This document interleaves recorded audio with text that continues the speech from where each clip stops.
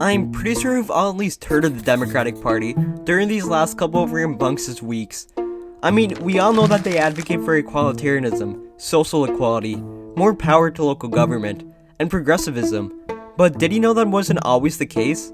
The crazy thing is that the Democratic Party was founded on Republican ideals, being the primary party in the South, and yes, it did include white supremacy. So how did the Democratic Party go from the KKK to Barack Obama? Well, to answer that, we need to see how the party first arose. We all know the story of George Washington, and how he drove away the stupid Brits and established the government in the United States which we either love or hate. George Washington and Alexander Hamilton were both Federalists. The Federalist Party advocated for a strong federal government, limited democracy, with emphasis on financial stability. But this didn't sit right with Thomas Jefferson, and him being the badass he was, basically threw a tantrum and inadvertently created the Democratic Party. Thomas Jefferson was for the people, because he wanted expanded democracy and an agrarian government. He created one of the first democracies/republics that was this inclusive, where he allowed voting rights to, guess who? White landowning men, because we're in the early 1900s, so of course it was. Eventually, Thomas Jefferson beat out Hamilton and became the third president of the United States, mainstreaming his ideology to a whole slew of new people. The Democratic Party wasn't conceived until around 30 years later, when Andrew Jackson came into power. Jackson's ideology was pretty much the same as Jefferson's, aside from the fact that it was more inclusive. He advocated for, you guessed it, having all white men be eligible to vote, because of course he did. This is the early 19th century America. Yeah, in case you couldn't tell, this party was pretty racist. Like, they'd fit in perfectly in the comment section of Trump's Twitter.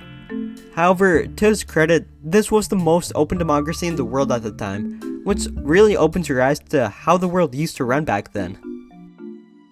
You could see the true nature of the Democratic Party through Jackson's ideology, like with how he believed in manifest destiny, which states that the expansion of America and its continent is both justified and inevitable. Of course, this was talking about white men, and under this administration, the United States began to gain new land west of the Mississippi River, which culminated with James Polk. The whole basis of Manifest Destiny served as an excuse for many things, just like the Indian Removal Act. This led to the Trail of Tears, which was the forceful relocation of about 50,000 Native Americans east of the Mississippi River to a western, more desolate area, which resulted in about 4,000 deaths.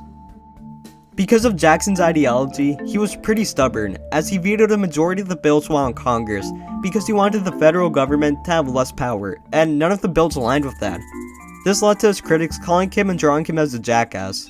Jackson then did one of the biggest power moves in history, and took up this persona of being a jackass, and that's why the Democrat symbol is a donkey.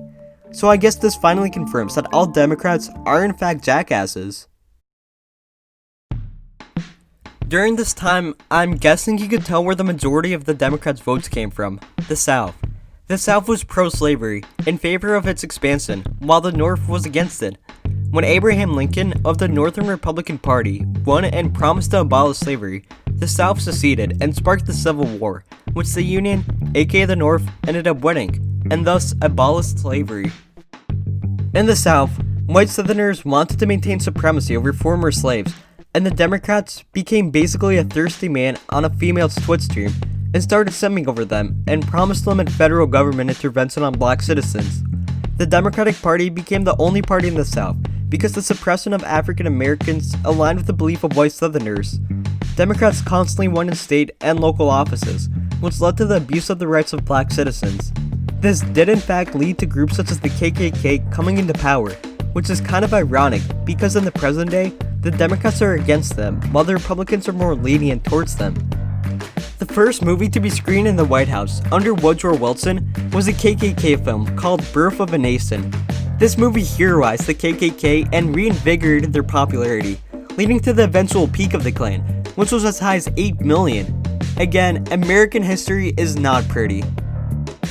However, the Democratic Party started to reinvent itself during the early to mid 20th century. This country was in a time of change, and many big corporations were gaining vast amounts of money that were used to influence politics. Democrats did not like this at all, and wanted to regulate big businesses while improving the lives of ordinary people. This ideology was present in both parties initially, but when Democratic President Woodrow Wilson got into office, he saw that this is more of a Democratic thing, and thus the Democrats became the party for the people and Republicans became the party for the businesses. If Woodrow Wilson initiated this ideology, then Franklin Delano Roosevelt cemented it. During the Great Depression, it was bad, like really bad. So FDR decided to enact the New Deal. This was the largest set of domestic government policies in the United States up until that point, and its effects can still be seen today.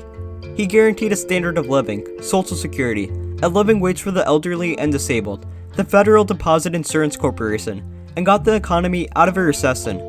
FDR started the trend of progressivism that would set the course for the modern Democratic Party we know today.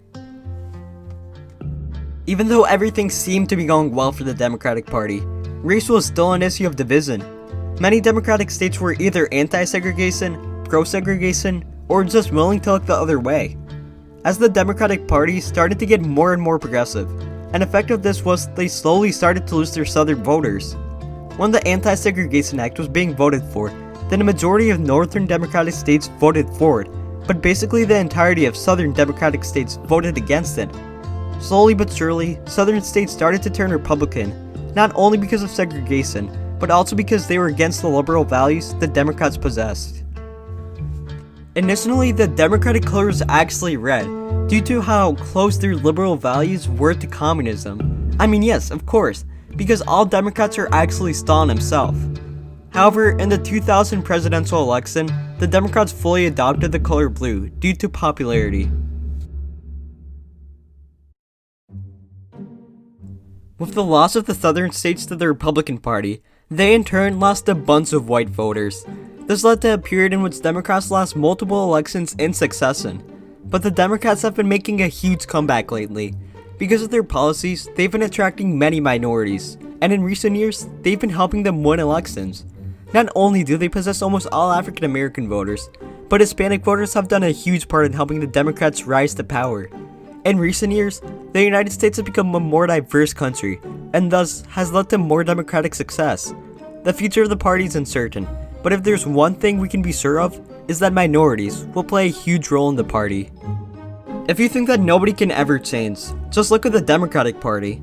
It went from being a southern party that was pro-slavery and white supremacy, to a party that elected the first black president in 2008. Now, the Democratic Party is thriving more than ever, due in large part to the progressive actions of previous Democrats, and it looks like they will continue to thrive for a long while with the rise of minorities. With its goal of helping the people of the country and giving more power to them, I think that it's good that it's thriving and the Republican Party isn't in full control. It's good to have an equilibrium between the two parties so that neither party won't have absolute power, and so that both the people and businesses will benefit. Thank you for watching, and as always, stay thinking.